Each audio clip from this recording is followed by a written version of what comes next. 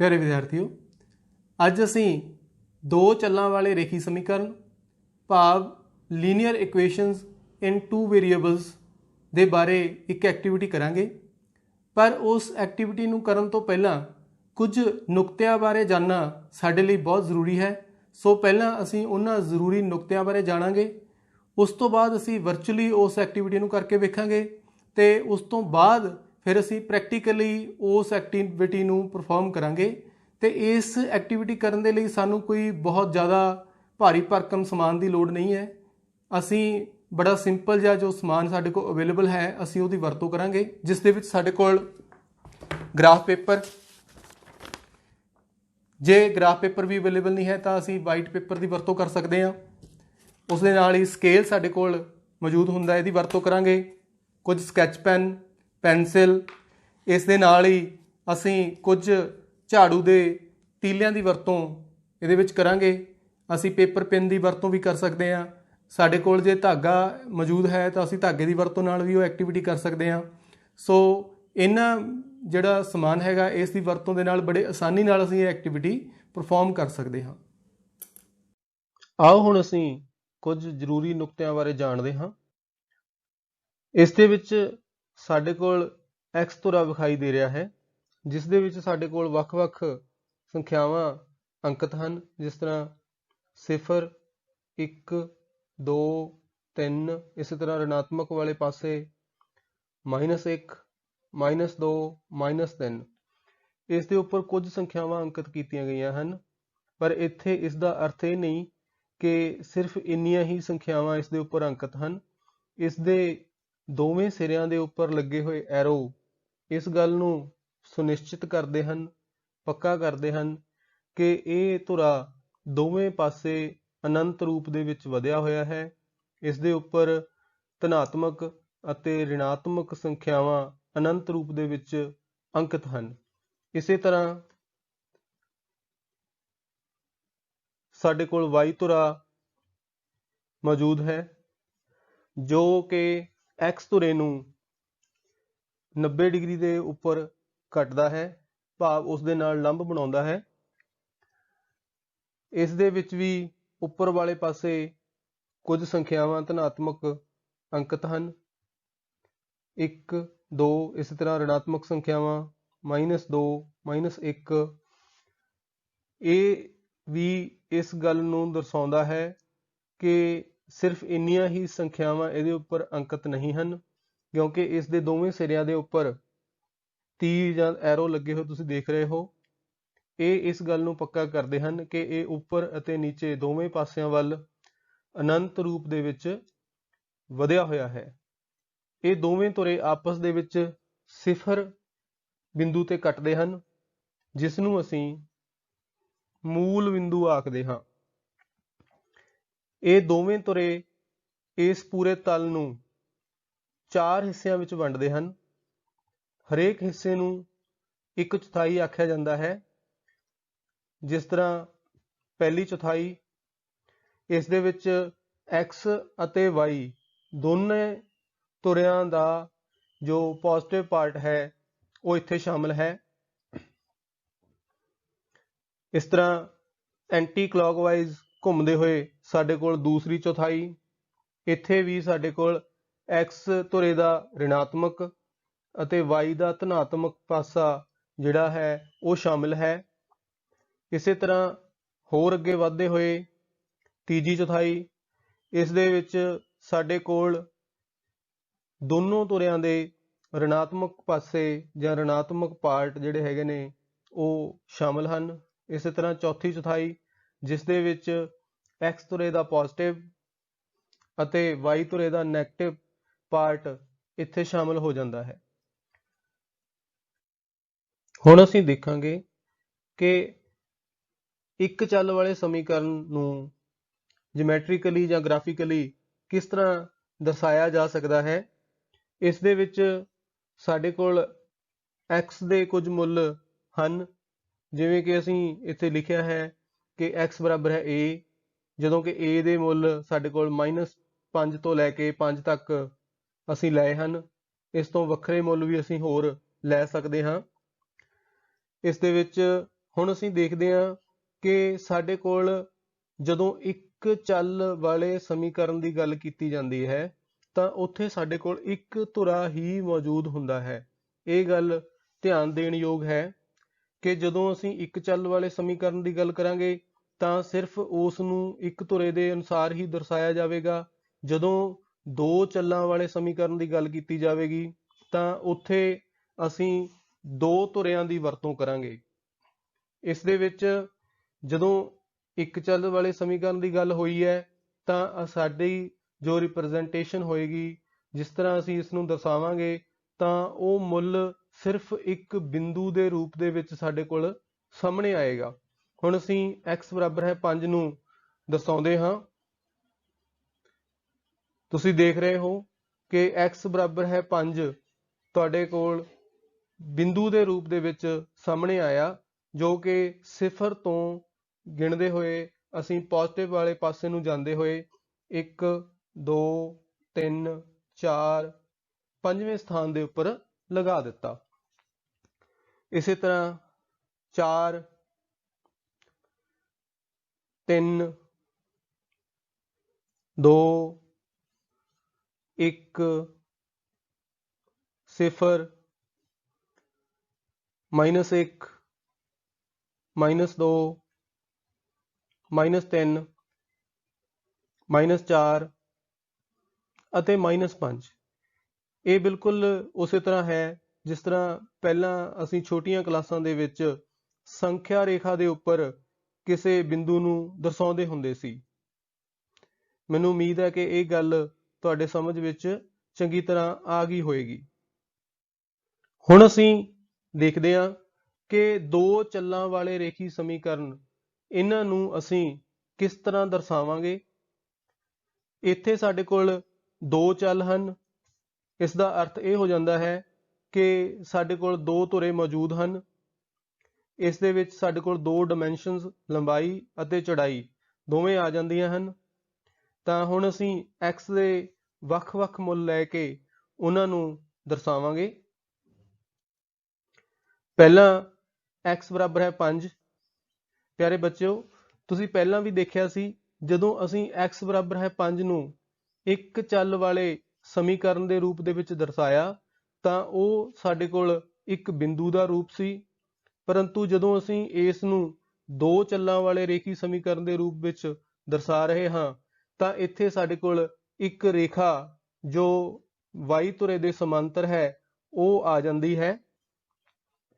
ਇੱਥੇ ਸਮਝਣ ਵਾਲੀ ਗੱਲ ਇਹ ਹੈ ਕਿ ਇੱਥੇ ਸਾਡੇ ਕੋਲ ਦੋਨੇ ਧੁਰੇ ਹਨ, ਭਾਵ ਇਸ ਦੇ ਵਿੱਚ ਸਾਡੇ ਕੋਲ x ਅਤੇ y ਦੋਵੇਂ ਸ਼ਾਮਲ ਹਨ।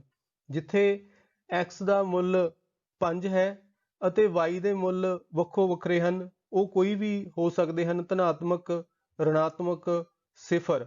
ਭਾਵ ਇਸ ਰੇਖਾ ਜੋ ਦਿੱਤੀ ਹੋਈ ਹੈ ਇਸ ਦੇ ਉੱਪਰ ਸਥਿਤ y ਦਾ ਕੋਈ ਵੀ ਮੁੱਲ ਇਸ ਸਮੀਕਰਨ ਦਾ ਹੱਲ ਹੋ ਸਕਦਾ ਹੈ। ਇਸੇ ਤਰ੍ਹਾਂ x ਬਰਾਬਰ ਹੈ 4, ਇਸ ਤਰ੍ਹਾਂ x ਬਰਾਬਰ ਹੈ 3 2, x ਬਰਾਬਰ ਹੈ 1, x ਬਰਾਬਰ ਹੈ 0, -1 -2 -3 -4 -5। ਇਸੇ ਤਰ੍ਹਾਂ ਅਸੀਂ x ਦੇ ਵੱਖੋ ਵੱਖਰੇ ਮੁੱਲ ਲੈ ਕੇ ਉਸ ਨੂੰ ਦੋ ਚੱਲਾਂ ਵਾਲੇ ਰੇਖੀ ਸਮੀਕਰਨ ਦੇ ਰੂਪ ਦੇ ਵਿੱਚ ਦਰਸਾਇਆ।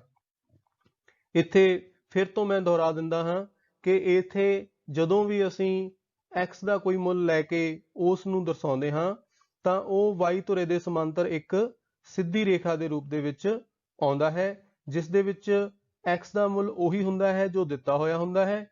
ਉਸ ਦੇ ਨਾਲ ਹੀ y ਦਾ ਮੁੱਲ ਇੱਥੇ ਕੋਈ ਵੀ ਹੋ ਸਕਦਾ ਹੈ। ਇਸੇ ਤਰ੍ਹਾਂ ਹੁਣ ਅਸੀਂ y ਦੇ ਕੁਝ ਮੁੱਲ ਲੈ ਕੇ ਉਹਨਾਂ ਨੂੰ ਦਰਸਾਉਂਦੇ ਹਾਂ।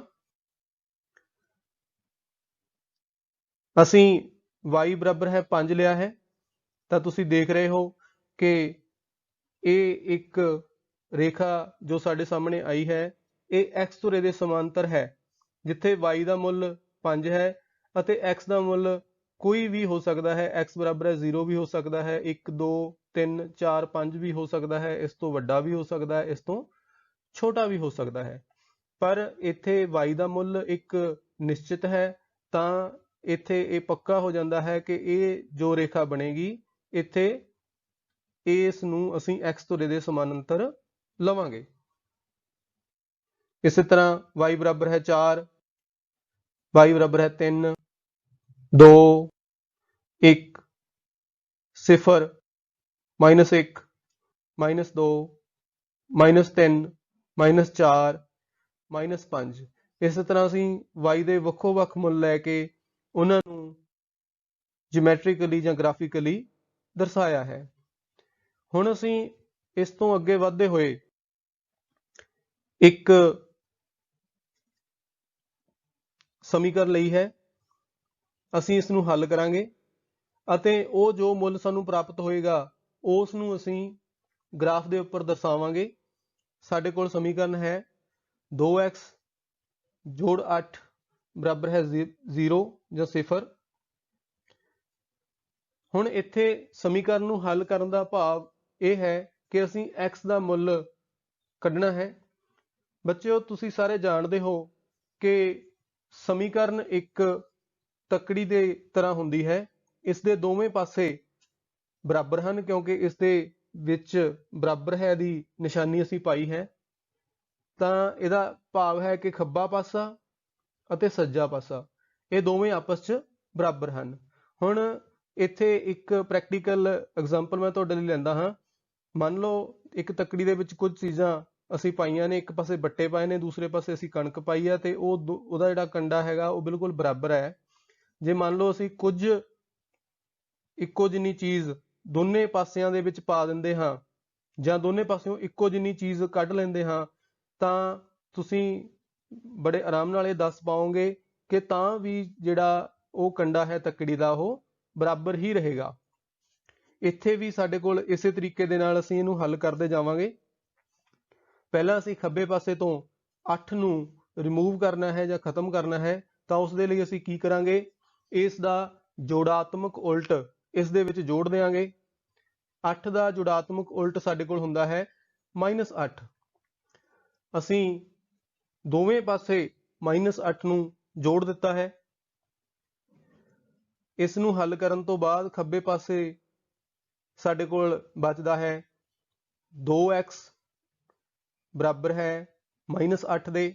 ਹੁਣ ਅਸੀਂ ਖੱਬੇ ਪਾਸੇ ਤੋਂ 2 ਨੂੰ ਰਿਮੂਵ ਕਰਨਾ ਹੈ ਜਾਂ ਖਤਮ ਕਰਨਾ ਹੈ, ਤਾਂ ਇੱਥੇ ਅਸੀਂ ਦੇਖਦੇ ਹਾਂ ਕਿ 2x ਦੇ ਨਾਲ ਗੁਣਾ ਹੈ, ਤਾਂ ਇੱਥੇ ਭਾਵ ਅਸੀਂ 2 ਦਾ ਗੁਣਾਤਮਕ ਉਲਟ ਦੋਨੇ ਪਾਸੇ ਗੁਣਾ ਕਰਾਂਗੇ, ਜਾਂ ਇਹਨੂੰ ਇਹ ਕਹਿ ਲਓ ਦੂਜੇ ਸ਼ਬਦਾਂ ਵਿੱਚ ਕਿ ਅਸੀਂ ਦੋਵੇਂ ਪਾਸੇ 2 ਦੇ ਨਾਲ ਭਾਗ ਕਰ ਦੇਵਾਂਗੇ। ਤਾਂ ਸਾਡੇ ਕੋਲ ਇੱਥੇ x ਦਾ ਮੁੱਲ -4 ਆ ਗਿਆ। ਹੁਣ ਮੈਨੂੰ ਪੂਰਨ ਉਮੀਦ ਹੈ ਕਿ ਅਸੀਂ ਆਰਾਮ ਦੇ ਨਾਲ ਇਸ ਨੂੰ ਗ੍ਰਾਫ ਦੇ ਉੱਪਰ ਜਾਂ ਜਿਓਮੈਟ੍ਰੀਕਲੀ ਦਿਖਾ ਸਕਦੇ ਹਾਂ। ਇਸ ਨੂੰ ਅਸੀਂ ਦੋਵੇਂ ਢੰਗਾਂ ਦੇ ਨਾਲ ਦਿਖਾਵਾਂਗੇ, ਇੱਕ ਚੱਲ ਵਾਲੇ ਸਮੀਕਰਨ ਦੇ ਰੂਪ ਦੇ ਵਿੱਚ ਵੀ ਅਤੇ ਦੋ ਚੱਲਾਂ ਵਾਲੇ ਸਮੀਕਰਨ ਦੇ ਰੂਪ ਦੇ ਵਿੱਚ ਵੀ।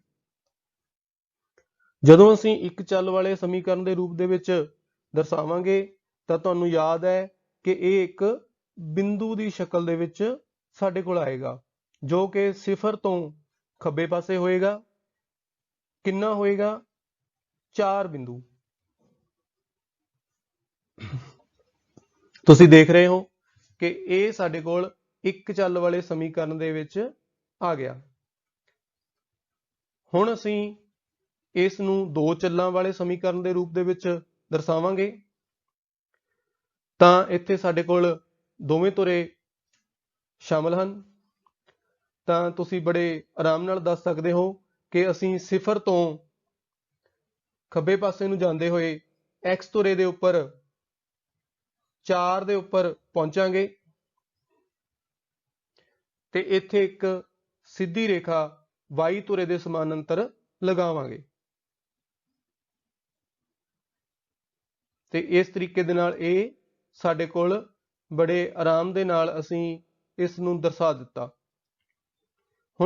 ਹੁਣ ਅਸੀਂ ਇੱਕ ਹੋਰ ਐਗਜ਼ਾਮਪਲ x ਜੋੜ y ਬਰਾਬਰ ਹੈ 4 ਲਈ ਹੈ। ਇਸ ਨੂੰ ਅਸੀਂ ਜਿਓਮੈਟ੍ਰੀਕਲੀ ਦਰਸਾਉਣ ਲਈ ਇਸ ਦੇ ਵਿੱਚ ਵੱਖ-ਵੱਖ ਮੁੱਲ x ਦੇ ਅਤੇ y ਦੇ ਭਰ ਕੇ ਦੇਖਾਂਗੇ। ਜਦੋਂ ਅਸੀਂ x ਦਾ ਕੋਈ ਮੁੱਲ ਮੰਨਾਂਗੇ ਤਾਂ ਉੱਥੋਂ y ਦਾ ਮੁੱਲ ਕੱਢਾਂਗੇ। ਜਦੋਂ ਅਸੀਂ y ਦਾ ਮੁੱਲ ਮੰਨਾਂਗੇ ਤਾਂ ਉੱਥੋਂ x ਦਾ ਮੁੱਲ ਪ੍ਰਾਪਤ ਹੋਏਗਾ। ਜਿਵੇਂ ਪਹਿਲੇ ਅਸੀਂ x ਬਰਾਬਰ ਹੈ 0 ਰੱਖਿਆ ਹੈ ਤਾਂ ਉੱਥੇ ਸਾਡੇ ਕੋਲ ਇਸ ਸਮੀਕਰਨ ਦੇ ਵਿੱਚ ਭਰਨ ਤੋਂ ਬਾਅਦ y ਦਾ ਮੁੱਲ 4 ਪ੍ਰਾਪਤ ਹੁੰਦਾ ਹੈ। ਜਦੋਂ ਅਸੀਂ y ਦਾ ਮੁੱਲ 0 ਰੱਖਦੇ ਹਾਂ ਤਾਂ ਉੱਥੇ ਸਾਡੇ ਕੋਲ x ਦਾ ਮੁੱਲ 4 ਪ੍ਰਾਪਤ ਹੁੰਦਾ ਹੈ। ਤਾਂ ਇਹ ਦੋ ਬਿੰਦੂ ਜਦੋਂ ਸਾਡੇ ਕੋਲ ਆ ਜਾਂਦੇ ਹਨ ਤਾਂ ਅਸੀਂ ਉੱਥੇ ਇੱਕ ਰੇਖਾ ਜਿਹੜੀ ਹੈਗੀ ਆ ਉਹ ਖਿੱਚ ਕੇ ਇਸ ਸਮੀਕਰਨ ਨੂੰ ਗ੍ਰਾਫਿਕਲੀ ਦਰਸਾ ਸਕਦੇ ਹਾਂ। ਇੱਥੇ ਇਹ ਗੱਲ ਧਿਆਨਯੋਗ ਹੈ ਕਿ ਹੁਣ ਤੱਕ ਜਦੋਂ ਵੀ ਅਸੀਂ ਦੋ ਚੱਲਾਂ ਵਾਲੇ ਰੇਖੀ ਸਮੀਕਰਨ ਨੂੰ ਜਿਓਮੈਟ੍ਰੀਕਲੀ ਦਰਸਾਇਆ ਤਾਂ ਹਰ ਵਾਰ ਰਿਜ਼ਲਟ ਸਾਡੇ ਕੋਲ ਇੱਕ ਸਿੱਧੀ ਰੇਖਾ ਦੇ ਰੂਪ ਦੇ ਵਿੱਚ ਆਇਆ। ਤਾਂ ਤੁਸੀਂ ਇਸ ਗੱਲ ਨੂੰ ਬੜੇ ਧਿਆਨ ਨਾਲ ਯਾਦ ਰੱਖਣਾ ਹੈ ਕਿ ਰੇਖੀ ਦਾ ਅਰਥ ਹੈ ਕਿ ਇਸ ਦਾ ਗ੍ਰਾਫ ਜੋ ਬਣੇਗਾ ਉਹ ਇੱਕ ਸਿੱਧੀ ਰੇਖਾ ਦੇ ਰੂਪ ਦੇ ਵਿੱਚ ਬਣੇਗਾ। ਪਿਆਰੇ ਵਿਦਿਆਰਥੀਓ, ਅਸੀਂ ਜ਼ਰੂਰੀ ਨੁਕਤਿਆਂ ਬਾਰੇ ਜਾਣਿਆ ਅਤੇ ਨਾਲ ਹੀ ਅਸੀਂ ਐਕਟੀਵਿਟੀ ਨੂੰ ਵਰਚੁਅਲੀ ਕਰਕੇ ਵੇਖਿਆ। ਹੁਣ ਅਸੀਂ ਪ੍ਰੈਕਟੀਕਲੀ ਉਸ ਐਕਟੀਵਿਟੀ ਨੂੰ ਪਰਫਾਰਮ ਕਰਾਂਗੇ। ਇਸ ਕੰਮ ਦੇ ਲਈ ਸਾਨੂੰ ਕੁਝ ਮਟੀਰੀਅਲ ਦੀ ਲੋੜ ਹੋਏਗੀ, ਜਿਸ ਦੇ ਵਿੱਚ ਸਾਡੇ ਕੋਲ ਇਸ ਤਰ੍ਹਾਂ ਦਾ ਗ੍ਰਾਫ ਪੇਪਰ, ਜੇ ਇਹ ਗ੍ਰਾਫ ਪੇਪਰ ਨਹੀਂ ਅਵੇਲੇਬਲ ਤਾਂ ਅਸੀਂ ਇਸ ਤਰ੍ਹਾਂ ਦਾ ਗ੍ਰਿਡ ਪੇਪਰ ਲੈ ਸਕਦੇ ਹਾਂ। ਜੇ ਇਹ ਦੋਵੇਂ ਚੀਜ਼ਾਂ ਵੀ ਤੁਹਾਡੇ ਕੋਲ ਅਵੇਲੇਬਲ ਨਹੀਂ ਹੈਗੀਆਂ ਤਾਂ ਤੁਸੀਂ ਇਸ ਤਰ੍ਹਾਂ ਪਲੇਨ ਪੇਪਰ ਦੇ ਵਿੱਚ ਪੈਨਸਲ, ਸਕੈਚ ਜਾਂ ਸਕੇਲ ਦੀ ਮਦਦ ਦੇ ਨਾਲ ਆਪਣਾ ਖੁਦ ਗ੍ਰਿਡ ਇਸ ਦੇ ਉੱਪਰ ਬਣਾ ਸਕਦੇ ਹੋ। ਇਸ ਦੇ ਨਾਲ ਹੀ ਸਾਨੂੰ ਇਸ ਤਰ੍ਹਾਂ ਕੁਝ ਪੇਪਰ ਪੈਨ, ਜੇ ਇਹ ਨਹੀਂ ਅਵੇਲੇਬਲ ਤਾਂ ਬਿੰਦੀਆਂ ਵਗੈਰਾ ਅਵੇਲੇਬਲ ਹੁੰਦੀਆਂ ਨੇ, ਝਾੜੂ ਦਾ ਤੀਲਾ, ਧਾਗਾ ਘਰਾਂ 'ਚ ਆਮ ਅਵੇਲੇਬਲ ਹੁੰਦਾ। ਇਹਨਾਂ ਚੀਜ਼ਾਂ ਦੀ ਵਰਤੋਂ ਦੇ ਨਾਲ ਅਸੀਂ ਇਸ ਐਕਟੀਵਿਟੀ ਨੂੰ ਪਰਫਾਰਮ ਕਰਾਂਗੇ। ਭਾਵ ਜਿਹੜਾ ਵੀ ਮਟੀਰੀਅਲ ਤੁਹਾਡੇ ਕੋਲ ਅਵੇਲੇਬਲ ਹੈ ਉਸ ਦੀ ਵਰਤੋਂ ਦੇ ਨਾਲ ਅਸੀਂ ਆਸਾਨੀ ਨਾਲ ਇਹ ਐਕਟੀਵਿਟੀ ਕਰਕੇ ਵੇਖ ਸਕਦੇ ਹਾਂ। ਸੋ ਪਹਿਲਾਂ ਇੱਕ ਗੱਤੇ ਦਾ ਟੁਕੜਾ, ਉਹ ਤੁਹਾਡੀ ਕਾਪੀ ਦਾ ਵੀ ਹੋ ਸਕਦਾ, ਉਹ ਲਓ। ਉਸ ਦੇ ਉੱਪਰ ਅਸੀਂ ਜਿਹੜਾ ਗ੍ਰਾਫ ਪੇਪਰ ਹੈਗਾ ਉਸ ਨੂੰ ਚਿਪਕਾਵਾਂਗੇ। ਇਸ ਨੂੰ ਅਸੀਂ ਹੋਰ ਥੋੜ੍ਹਾ ਵਧੀਆ ਬਣਾਉਣ ਦੇ ਲਈ ਗ੍ਰਿਡ ਪੇਪਰ ਇਸ ਦੇ ਸੈਂਟਰ ਦੇ ਵਿੱਚ ਚਿਪਕਾਇਆ ਅਤੇ ਉਸ ਦੇ ਬਾਹਰਲੇ ਪਾਸੇ ਇੱਕ ਮਾਰਜਨ ਦੇ ਰੂਪ ਦੇ ਵਿੱਚ, ਇੱਕ ਬਾਉਂਡਰੀ ਦੇ ਰੂਪ ਦੇ ਵਿੱਚ ਇੱਕ ਗ੍ਰਾਫ ਪੇਪਰ ਲਗਾ ਦਿੱਤਾ।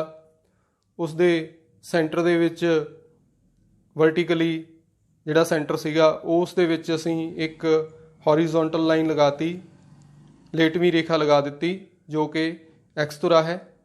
ਇਸ ਦੇ ਵਿੱਚ ਅਸੀਂ ਇੱਧਰੋਂ ਕੇਂਦਰ ਦੇ ਵਿੱਚ, ਜ਼ਰੂਰੀ ਨਹੀਂ ਵੀ ਕੇਂਦਰ 'ਚ ਹੋਵੇ, ਉਹ ਖੱਬੇ ਸੱਜੇ ਵੀ ਥੋੜ੍ਹਾ ਬਹੁਤ ਹੋ ਸਕਦਾ ਹੈ।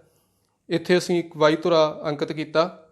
ਇਸ ਦੇ ਵਿੱਚ ਅਸੀਂ ਉਸੇ ਤਰੀਕੇ ਦੇ ਨਾਲ ਜਿਹੜੀਆਂ ਸੰਖਿਆਵਾਂ ਨੇ ਉਹ ਅੰਕਿਤ ਕਰਤੀਆਂ। 0 ਪੋਜ਼ੀਟਿਵ, ਇੱਧਰ ਨੂੰ ਨੈਗੇਟਿਵ, ਇਸ ਤਰ੍ਹਾਂ 0 ਪੋਜ਼ੀਟਿਵ ਉੱਪਰ ਥੱਲੇ ਨੈਗੇਟਿਵ। ਇਸੇ ਤਰ੍ਹਾਂ ਇਸ ਪੂਰੇ ਤਲ ਨੂੰ ਅਸੀਂ 4 ਚੌਥਾਈਆਂ, ਜਿਨ੍ਹਾਂ ਦੀ ਅਸੀਂ ਗੱਲ ਪਹਿਲਾਂ ਕਰ ਚੁੱਕੇ ਹਾਂ, ਉਹਦੇ ਵਿੱਚ ਵੰਡ ਲਿਆ। ਪਹਿਲੀ ਚੌਥਾਈ, ਦੂਸਰੀ ਚੌਥਾਈ, ਤੀਸਰੀ ਅਤੇ ਚੌਥੀ ਚੌਥਾਈ। ਹੁਣ ਅਸੀਂ ਗੱਲ ਕਰਦੇ ਹਾਂ ਕਿ ਅਸੀਂ ਇਸ ਦੇ ਉੱਪਰ ਕਿਸ ਤਰ੍ਹਾਂ ਦਿਖਾਉਣਾ ਹੈ ਸਮੀਕਰਨਾਂ ਨੂੰ, ਭਾਵੇਂ ਉਹ ਇੱਕ ਚੱਲ ਵਾਲੇ ਹੋਣ, ਭਾਵੇਂ ਉਹ ਦੋ ਚੱਲਾਂ ਵਾਲੇ ਹੋਣ। ਸਭ ਤੋਂ ਪਹਿਲਾਂ ਅਸੀਂ x ਦੇ ਕੁਝ ਮੁੱਲ ਲਏ ਹਨ, ਜਿਸ ਦੇ ਵਿੱਚ 5, 2, 0, -4 ਹੈ। ਇਸ ਨੂੰ ਅਸੀਂ ਦੋਵੇਂ ਢੰਗਾਂ ਦੇ ਨਾਲ ਦਿਖਾਉਣਾ ਹੈ, ਇੱਕ ਚੱਲ ਦੇ ਰੂਪ ਦੇ ਵਿੱਚ ਵੀ ਅਤੇ ਦੋ ਚੱਲਾਂ ਵਾਲੇ ਸਮੀਕਰਨ ਦੇ ਰੂਪ ਦੇ ਵਿੱਚ ਵੀ। ਤਾਂ ਤੁਹਾਨੂੰ ਯਾਦ ਹੋਏਗਾ ਕਿ ਜਦੋਂ ਅਸੀਂ ਇੱਕ ਚੱਲ ਦੀ ਗੱਲ ਕਰਦੇ ਹਾਂ ਤਾਂ ਅਸੀਂ ਇੱਕ ਬਿੰਦੂ ਦੀ ਗੱਲ ਕਰਾਂਗੇ। ਇੱਥੇ ਸਾਡੇ ਕੋਲ ਜੇ ਅਸੀਂ ਪਹਿਲਾ ਬਿੰਦੂ ਜਿਸ ਦੀ ਅਸੀਂ ਗੱਲ ਕਰਨੀ ਹੋਵੇ ਤਾਂ ਉਹ ਹੈ 5। ਅਸੀਂ ਇੱਥੇ ਗਿਣ ਕੇ 1 ਤੋਂ ਲੈ ਕੇ 5 ਤੱਕ x ਧੁਰੇ ਦੇ ਉੱਪਰ 1 2 3 4 5 ਜਾਂ ਕਹਿ ਲਓ ਵੀ 5 ਜਿੱਥੇ ਲਿਖਿਆ ਹੋਇਆ ਹੈ ਉਸ ਦੇ ਬਿੰਦੂ ਦੇ ਉੱਪਰ ਅਸੀਂ ਪਿੰਨ ਲਗਾ ਦਾਂਗੇ। ਇਹ ਸਾਡਾ ਪਹਿਲਾ ਜੋ ਹੈ ਬਿੰਦੂ ਆ ਗਿਆ। x ਬਰਾਬਰ ਹੈ 5 ਨੂੰ ਅਸੀਂ ਇੱਕ ਚੱਲ ਵਾਲੇ ਸਮੀਕਰਨ ਦੇ ਰੂਪ ਦੇ ਵਿੱਚ ਦਰਸਾਇਆ। ਇਸੇ ਤਰ੍ਹਾਂ ਅਸੀਂ ਜੇ ਬਿੰਦੀਆਂ ਦੀ ਵਰਤੋਂ ਕਰਨੀ ਹੋਵੇ ਤਾਂ ਅਸੀਂ ਦੂਸਰਾ ਬਿੰਦੂ ਸਾਡਾ ਹੈ 2, ਉਸ ਨੂੰ ਦਰਸਾਉਣ ਦੇ ਲਈ ਅਸੀਂ ਇੱਕ ਬਿੰਦੀ ਲਵਾਂਗੇ। ਉਸ ਨੂੰ ਅਸੀਂ x ਧੁਰੇ ਦੇ ਉੱਪਰ 2 ਦੇ ਉੱਪਰ ਲਗਾ ਦੇਵਾਂਗੇ। 2 ਕਿੱਥੇ ਹੈ ਬੱਚਿਓ? 1 2 ਇੱਥੇ ਇਹ ਬਿੰਦੀ ਲੱਗ ਜਾਵੇਗੀ ਜੋ ਕਿ ਸਾਡੇ ਦੂਸਰੇ ਬਿੰਦੂ ਨੂੰ ਦਰਸਾ ਰਹੀ ਹੈ। ਇਸੇ ਤਰ੍ਹਾਂ ਅਗਲਾ ਬਿੰਦੂ ਹੈ 0। 0 ਦੇ ਉੱਪਰ ਅਸੀਂ ਕੋਈ ਪਿੰਨ ਲਗਾ ਸਕਦੇ ਹਾਂ।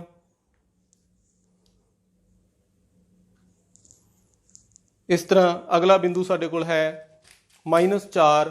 ਅਸੀਂ ਇੱਕ ਹੋਰ ਪਿੰਨ ਲੈ ਕੇ -4 ਦੇ ਉੱਪਰ ਅੰਕਿਤ ਕਰਾਂਗੇ।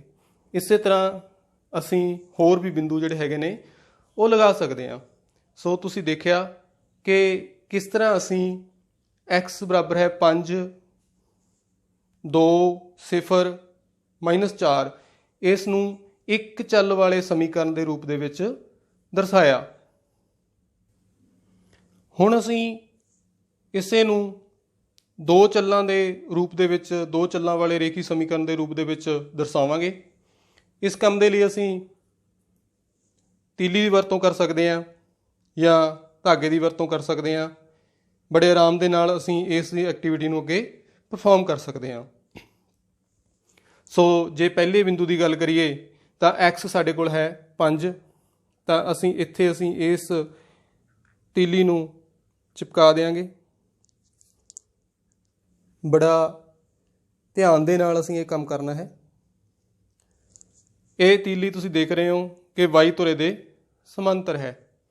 ਇਸੇ ਤਰ੍ਹਾਂ ਦੂਸਰਾ ਸਾਡੇ ਕੋਲ ਬਿੰਦੂ ਹੈ 2। ਅਸੀਂ ਇੱਥੇ ਇਸ ਤੀਲੀ ਨੂੰ ਚਿਪਕਾ ਸਕਦੇ ਹਾਂ। ਨਾਲ ਦੀ ਨਾਲ ਅਸੀਂ ਇਹਦੇ ਉੱਪਰ ਅੰਕਿਤ ਕਰ ਸਕਦੇ ਹਾਂ ਕਿ ਅਸੀਂ ਕੀ ਦਰਸਾ ਰਹੇ ਹਾਂ। ਇਸੇ ਤਰੀਕੇ ਦੇ ਨਾਲ ਅਗਲਾ ਬਿੰਦੂ ਹੈ 0। ਇਹ ਦਰਸਾਉਣ ਲਈ ਅਸੀਂ ਇੱਥੇ ਇਸ ਤੀਲੀ ਨੂੰ ਲਗਾ ਦਿਆਂਗੇ। ਸੋ ਬੜਾ ਆਸਾਨ ਹੈ ਬੱਚਿਓ। ਅਗਲਾ ਬਿੰਦੂ ਸੀ ਸਾਡੇ ਕੋਲ 0 ਤੋਂ ਬਾਅਦ -4। ਅਸੀਂ ਇੱਥੇ ਇਸ ਤੀਲੀ ਨੂੰ ਰੱਖ ਕੇ ਚਿਪਕਾ ਦਿੱਤਾ, ਤਾਂ ਇੱਥੇ ਸਾਡੇ ਕੋਲ x ਬਰਾਬਰ ਹੈ -4 ਨੂੰ ਅਸੀਂ 2 ਚੱਲਾਂ ਵਾਲੇ ਰੇਖੀ ਸਮੀਕਰਨ ਦੇ ਰੂਪ ਦੇ ਵਿੱਚ ਦਿਖਾਇਆ। ਜੇ ਅਸੀਂ ਧਾਗੇ ਦੀ ਵਰਤੋਂ ਕਰਨੀ ਹੋਵੇ ਤਾਂ ਅਸੀਂ ਇਸੇ ਐਕਟੀਵਿਟੀ ਨੂੰ ਧਾਗੇ ਨਾਲ ਕਰ ਸਕਦੇ ਹਾਂ। ਅਸੀਂ ਇੱਥੇ ਇਸ ਧਾਗੇ ਨੂੰ ਚਿਪਕਾ ਸਕਦੇ ਹਾਂ। ਜੇ ਅਸੀਂ 2 ਬਿੰਦੂ ਦੀ ਗੱਲ ਕਰੀਏ, ਇੱਕ ਧਾਗਾ ਕੱਟੋ ਅਤੇ ਉਸਨੂੰ ਇੱਥੇ ਚਿਪਕਾ ਦਿਓ ਜਾਂ 0 ਦੇ ਉੱਪਰ ਚਿਪਕਾ ਦਿਓ, ਜਾਂ ਜੇ ਤੁਹਾਨੂੰ ਹੋਰ ਕੋਈ ਬਿੰਦੂ ਦੀ ਗੱਲ ਕੀਤੀ ਹੈ ਤਾਂ ਉੱਥੇ ਅਸੀਂ ਉਸ ਧਾਗੇ ਨੂੰ ਕੱਟ ਕੇ ਚਿਪਕਾ ਸਕਦੇ ਹਾਂ। ਇਸ ਤਰ੍ਹਾਂ ਇਹ ਬੜਾ ਆਸਾਨ ਹੀ ਕੰਮ ਹੈ, ਕੁਝ ਵੀ ਇਹਦੇ ਵਿੱਚ ਜ਼ਿਆਦਾ ਮੁਸ਼ਕਿਲ ਨਹੀਂ ਹੈ। ਹੁਣ ਅਸੀਂ ਇੱਕ ਸਮੀਕਰਨ ਲੈਂਦੇ ਹਾਂ, ਉਸ ਨੂੰ ਜਿਹੜਾ ਹੈਗਾ ਇਹਦੇ ਵਿੱਚ ਹੱਲ ਕਰਾਂਗੇ। ਹੱਲ ਕਰਕੇ ਉਸ ਦਾ ਜੋ ਸੋਲਿਊਸ਼ਨ ਆਏਗਾ ਉਸ ਨੂੰ ਅਸੀਂ ਦਰਸਾਵਾਂਗੇ ਐਕਟੀਵਿਟੀ ਰਾਹੀਂ। ਇੱਥੇ ਸਾਡੇ ਕੋਲ ਸਮੀਕਰਨ ਹੈ x ਜੋੜ y ਬਰਾਬਰ ਹੈ 3। ਅਸੀਂ ਇਸ ਦੇ ਮੁੱਲ ਕੱਢਾਂਗੇ ਜਿਸ ਨਾਲ ਸਾਨੂੰ 2 ਬਿੰਦੂ ਜਿਨ੍ਹਾਂ ਦੀ ਲੋੜ ਹੈ ਉਹ ਪ੍ਰਾਪਤ ਹੋਣਗੇ। ਹੁਣ ਅਸੀਂ ਇੱਥੇ x ਦਾ ਕੋਈ ਵੀ ਮੁੱਲ ਆਪਣੇ ਅਨੁਸਾਰ ਭਰ ਸਕਦੇ ਹਾਂ। ਜਿਸ ਤਰ੍ਹਾਂ ਮੈਂ ਇੱਥੇ x ਬਰਾਬਰ ਹੈ 0 ਭਰਿਆ ਹੈ। ਜਦੋਂ ਅਸੀਂ x ਬਰਾਬਰ ਹੈ 0 ਭਰਦੇ ਹਾਂ ਤਾਂ x ਜੋੜ y ਬਰਾਬਰ ਹੈ 3, ਇੱਥੇ ਅਸੀਂ ਲਿਖਿਆ x ਦੀ ਜਗ੍ਹਾ ਅਸੀਂ 0 ਲਿਖਾਂਗੇ। ਜੋੜ y ਬਰਾਬਰ ਹੈ 3, ਤਾਂ ਸਾਡੇ ਕੋਲ y ਦਾ ਮੁੱਲ ਸਾਡੇ ਕੋਲ ਕਿੰਨਾ ਆ ਗਿਆ? 3। ਇਸੇ ਤਰੀਕੇ ਨਾਲ ਅਸੀਂ ਅੱਗੇ ਵਧੀਏ ਤਾਂ ਸਾਡੇ ਕੋਲ ਜੇਕਰ y ਦਾ ਮੁੱਲ ਅਸੀਂ 0 ਰੱਖ ਲੈਂਦੇ ਹਾਂ ਤਾਂ ਉੱਥੇ ਸਾਡੇ ਕੋਲ ਕੀ ਆ ਗਿਆ? ਇਹ ਸਮੀਕਰਨ ਦੇ ਵਿੱਚ ਭਰਨ 'ਤੇ x ਜੋੜ y ਸੀਗਾ, y ਦੀ ਜਗ੍ਹਾ ਅਸੀਂ 0 ਲਿਖਿਆ। x ਜੋੜ 0 ਬਰਾਬਰ ਹੈ 3, ਭਾਵ x ਦਾ ਮੁੱਲ ਸਾਡੇ ਕੋਲ ਕਿੰਨਾ ਆ ਗਿਆ? 3। ਇੱਥੇ ਦੋਨੇ ਬਿੰਦੂ ਸਾਡੇ ਕੋਲ ਪ੍ਰਾਪਤ ਹੋ ਗਏ। ਉਹਨਾਂ ਨੂੰ ਅਸੀਂ ਇੱਕ ਨਾਮ ਦੇ ਦਿੱਤਾ। ਪਹਿਲਾ ਬਿੰਦੂ ਹੈ A। ਇੱਥੇ ਇਹ ਵੀ ਗੱਲ ਧਿਆਨਯੋਗ ਹੈ ਕਿ ਅਸੀਂ ਬਿੰਦੂਆਂ ਨੂੰ ਹਮੇਸ਼ਾ x ਅਤੇ y ਦੇ ਰੂਪ ਦੇ ਵਿੱਚ, ਜਿੱਥੇ ਅਸੀਂ ਪਹਿਲਾਂ x ਲਿਖਣਾ ਹੈ, ਬਾਅਦ ਦੇ ਵਿੱਚ y ਲਿਖਣਾ ਹੈ। ਇੱਥੇ ਅਸੀਂ a ਬਿੰਦੂ ਨੂੰ ਅਸੀਂ ਜਿਹੜਾ ਹੈਗਾ x ਤੇ y ਦੇ ਰੂਪ ਦੇ ਵਿੱਚ ਦਰਸਾਇਆ, ਤਾਂ ਸਾਡੇ ਕੋਲ a ਬਿੰਦੂ ਜਿਹੜਾ ਹੈਗਾ ਉਹ x ਦਾ ਮੁੱਲ ਉੱਥੇ ਸਾਡੇ ਕੋਲ ਕਿੰਨਾ ਸੀ, 0 ਮੰਨਿਆ ਸੀ ਪਹਿਲਾਂ, ਤਾਂ y ਦਾ ਮੁੱਲ ਸਾਡੇ ਕੋਲ ਕਿੰਨਾ ਆ ਗਿਆ, 3। ਇਸੇ ਤਰ੍ਹਾਂ b ਬਿੰਦੂ ਹੈ, x ਤੇ y ਦੇ ਰੂਪ ਦੇ ਵਿੱਚ ਜਦੋਂ ਦਰਸਾਇਆ ਤਾਂ b ਦਾ ਮੁੱਲ ਆ ਗਿਆ ਸਾਡੇ ਕੋਲ, ਜਿੱਥੇ ਅਸੀਂ x ਨੂੰ ਜਿਹੜਾ ਹੈਗਾ ਉਹ 3 ਮੁੱਲ ਦੇ ਵਿੱਚ ਲਿਆ ਅਤੇ y ਨੂੰ 0 ਦੇ ਵਿੱਚ, ਕਿਉਂਕਿ y ਅਸੀਂ 0 ਮੰਨੀ ਸੀ ਤਾਂ ਉੱਥੇ x ਦਾ ਮੁੱਲ ਸਾਡੇ ਕੋਲ 3 ਆਇਆ ਸੀ। ਬੱਚੇ ਤੁਸੀਂ ਦੇਖਿਆ ਕਿ ਇਹ ਕਿੰਨਾ ਆਸਾਨ ਹੈ। ਇਸੇ ਤਰ੍ਹਾਂ ਹੋਰ ਵੀ ਅਸੀਂ ਵੱਖੋ ਵੱਖਰੀਆਂ ਸਮੀਕਰਨ ਲੈ ਕੇ ਉਹਨਾਂ ਦੇ ਦੋ ਬਿੰਦੂਆਂ ਦੇ ਮੁੱਲ ਕੱਢਣ ਤੋਂ ਬਾਅਦ ਉਹਨਾਂ ਨੂੰ ਗ੍ਰਾਫ ਦੇ ਉੱਪਰ ਐਕਟੀਵਿਟੀ ਰਾਹੀਂ ਦਰਸਾ ਸਕਦੇ ਹਾਂ।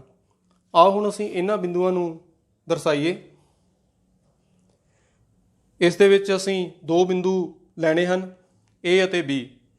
A ਬਿੰਦੂ ਦਾ ਜੋ ਨਿਰਦੇਸ਼ ਅੰਕ ਸਾਡੇ ਕੋਲ ਹਨ ਉਹ ਹਨ 0 ਅਤੇ 3, ਭਾਵ x 0 ਹੈ, x 0 ਇੱਥੇ ਹੋਏਗਾ, y ਸਾਡੇ ਕੋਲ 3 ਹੈ, y 3 ਇੱਥੇ ਆ ਗਿਆ, ਭਾਵ ਸਾਡੇ ਕੋਲ ਇਹ ਪਹਿਲਾ ਬਿੰਦੂ A ਆ ਗਿਆ ਜਿਸ ਦਾ ਨਾਮ ਹੈ ਜਾਂ ਜਿਸ ਦੇ ਨਿਰਦੇਸ਼ ਅੰਕ ਹਨ 0 ਅਤੇ 3। ਇਸ ਤੋਂ ਅੱਗੇ ਵੱਧਦੇ ਹੋਏ ਜਦੋਂ ਅਸੀਂ ਇਸ ਤਰਫ ਨੂੰ ਜਾਂਦੇ ਹਾਂ ਤਾਂ B ਬਿੰਦੂ ਸਾਡੇ ਕੋਲ ਹੈ x 3, ਭਾਵ x ਜਿਹੜਾ ਹੈਗਾ ਉਹ 3 ਹੈ ਅਤੇ y ਸਾਡੇ ਕੋਲ 0 ਹੈ। ਇਹ ਬਿੰਦੂ ਇੱਥੇ ਆਏਗਾ। ਹੁਣ ਅੱਗੇ ਇਸ ਨੂੰ ਅਸੀਂ ਇੱਕ ਧਾਗਾ ਲਗਾ ਕੇ ਵੀ ਦਿਖਾ ਸਕਦੇ ਹਾਂ ਜਾਂ ਇਸ ਨੂੰ ਅਸੀਂ ਇੱਕ ਤੀਲੀ ਦੇ ਰੂਪ ਦੇ ਵਿੱਚ ਵੀ ਦਿਖਾ ਸਕਦੇ ਹਾਂ।